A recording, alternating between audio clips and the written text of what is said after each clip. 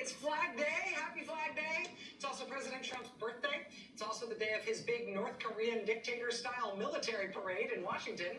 More tanks and guns unloading this afternoon outside Washington, D.C. Look at that. Saturday is also the day organizers are planning the next very large nationwide day of protest against Trump and what Trump is doing to the country. Even as Trump panics and inexplicably calls in the military over protests in Los Angeles, this Saturday's protests are being organized by a large coalition of groups and grassroots organizers in all 50 states, all across the country. They're calling it No Kings, the No Kings Day of Defiance. They said this today, quote, "The No Kings mobilizations on June 14th were already planned as a peaceful stand against authoritarian overreach and the gross abuse of power this administration has shown.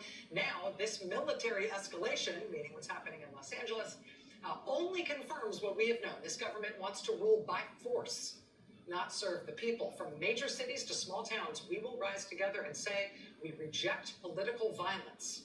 We reject fear as governance. We reject the myth that only some deserve freedom. On Saturday, June 14th, more than 1,800 rallies will take place across the country, peaceful, organized, and united.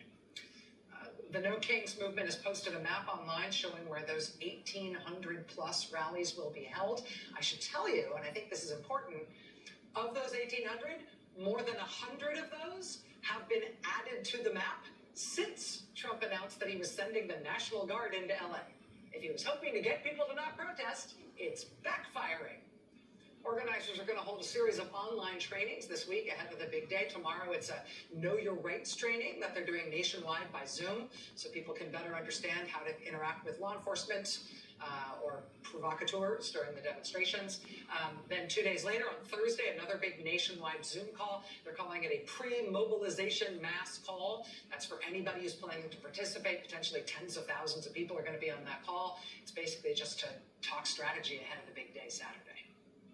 But tonight, as the Trump administration does its best to try to turn the streets of LA into a war zone, as Trump's flop sweat and lack of political ideas is manifested in National Guardsmen and now Marines being sent to the streets of LA, the determination of the No Kings organizers appears to be clear.